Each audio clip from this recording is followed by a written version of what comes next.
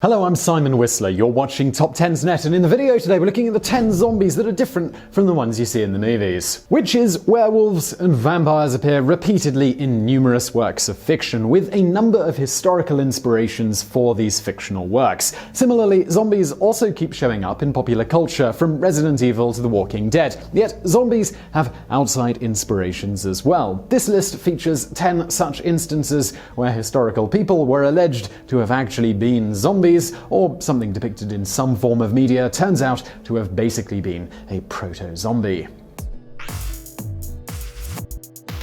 Number 10. Roanoke Colony. The Roanoke Colony on Roanoke Island in Dare County, North Carolina is no stranger to mystery and conspiracy theories. Historically, the colony represents a risky attempt by Queen Elizabeth I to establish a permanent English settlement in North America. Sir Walter Raleigh gained his deceased half-brother's charter from Queen Elizabeth I and subsequently dispatched an expedition to explore the eastern coast of North America. This expedition arrived on Roanoke Island on July 4, 1584, and was followed by additional voyages to Roanoke Colony. Unfortunately, the final group of colonists disappeared mysteriously during the Anglo-Spanish War, 3 years after the last shipment of supplies arrived from England in 1787. When Englishmen landed on August 18, 1590, they found the settlement deserted, with no trace of the 90 men, 17 women, and 11 children who were previously in the colony.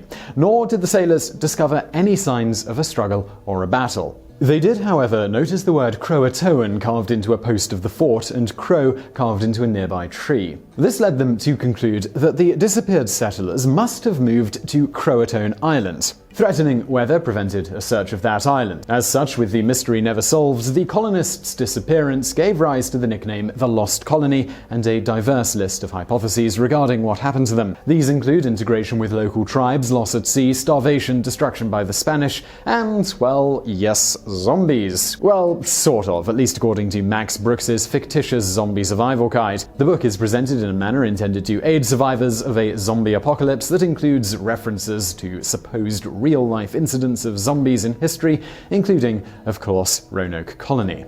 Number 9. Alexander Kinyua and the 2012 zombie apocalypse. In May of 2012, Alexander Kinyua, a 21-year-old student at Morgan State University in Baltimore, was arrested for not only murdering his 37-year-old roommate, but also for dismembering him and eating his brains and his heart. The case became part of an alleged wave of zombie apocalypse attacks in 2012 that included several other bizarre and rather sickening incidents. This included Wayne Carter, a 43-year-old man from Hackensack, who disemboweled himself and then threw his skin and intestines at police. Then there was the occurrence in Palmetto, Florida, where a 26-year-old Charles Baker got naked and bit off some of a 48-year-old's arm. Not surprisingly, the media, some more seriously than others, covered these events as if they were part of some connected zombie phenomenon.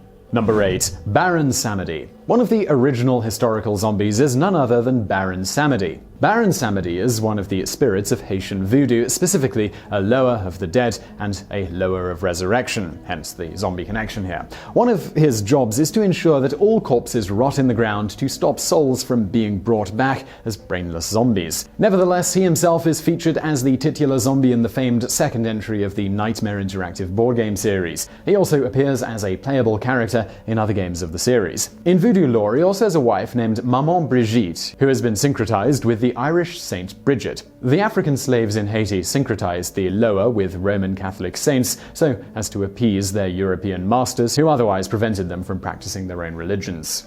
Number 7. Clavius Narcisse. Whereas Baron Samedi is more of a mythical figure, Haiti also has been home to alleged zombies with more of a historical basis. The strange case of Clavius Narcisse concerns a Haitian man allegedly turned into a living zombie by a combination of pufferfish and toad venom. These poisons were administered to him by his brother as a punishment for breaking one of the traditional behavioral codes. Most likely, these drugs induced a coma mimicking the appearance of death. He was later given doses of Datura staramonium to create a compliant zombie-like state so that he could work for 2 years on a plantation. After the plantation owner died, Narcisse walked away to freedom, returning to his village after 18 years. The case of Narcisse is historically significant as the first potentially verifiable example of an individual being transformed into a so-called zombie. It is also a major aspect of the book The Serpent and the Rainbow, written by ethnobotanist and researcher Wade Davis. The book indeed inspired the 1988 horror film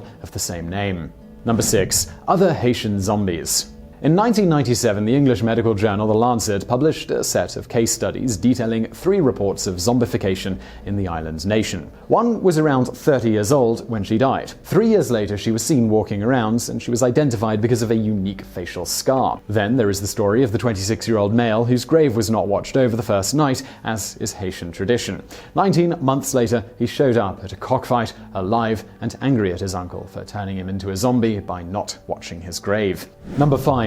Rumored zombies in Cambodia and Russia. In 2010 and again in 2012, various reports and even videos, probably of drugged or mentally ill people, or actually just actors, purporting to show Russian zombies popped up on the internet. While some of these websites are clearly hoaxes, some do seem more valid, including news concerning a drug known as crocodile that rots the flesh off its abusers in a way that means they resemble zombies. Even earlier in 2005, reports claiming to have originated with the BBC alleged that some kind of zombie outbreak occurred in Cambodia. In this outbreak, people's hearts apparently restarted after they were dead, and then they acted violently upon this resurrection. In both scenarios, forum posters and bloggers denounced the mainstream media for not adequately covering this bit of unverified news. Number 4. Golems. In Jewish folklore, a golem is an animated anthropomorphic being created entirely from inanimate matter. As such, they are not traditionally zombies in the usual sense, yet they have many similar characteristics.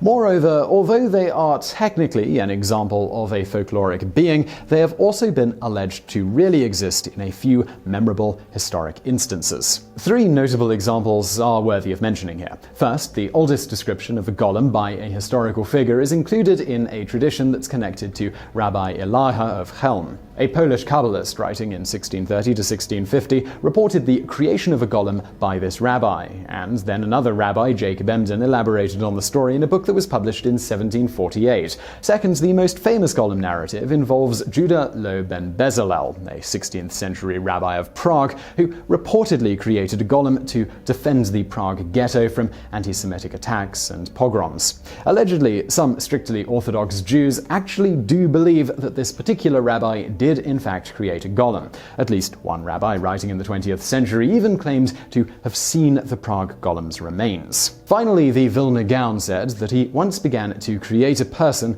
when he was a child, but during the process he received a sign from heaven ordering him to stop. Yet he claimed to have tried again anyway as an adult. He wrote an extensive commentary claiming also to have tried to create a golem to fight the power of evil at the gates of Jerusalem. Number 3. George Forster. George Forster was a convicted murderer of his wife and child. He allegedly drowned them in Paddington Canal in London. He was then hanged for his crimes at Newgate on January 18, 1803, but his story does not end here. His body was subsequently taken to a nearby house where it was used in an experiment by an Italian scientist named Giovanni Aldini. Aldini was an enthusiastic proponent of stimulating muscles with electric current, a term known as galvanism. Several of those present at the experiment in 1803 seriously believed that Forster was indeed being brought back to life due to the strange contortions made as Aldini jolted the corpse with electricity. As such, the incident probably serves as a likely inspiration for Mary Shelley's Frankenstein and has been referenced in such History Channel documentaries as Zombies: A Living History.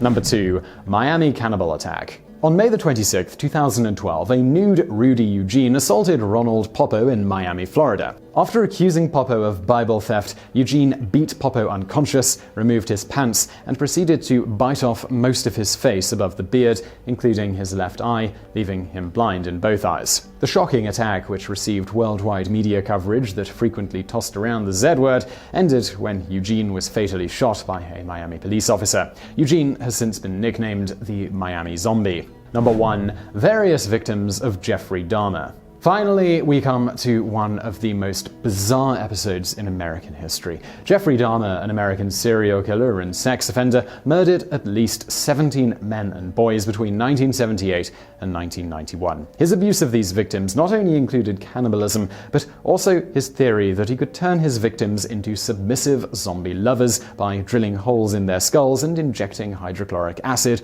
or boiling water into the frontal lobe area of their brains with a large syringe. Needless to say, he failed at this project. Fortunately, he was caught, convicted, and then murdered in prison.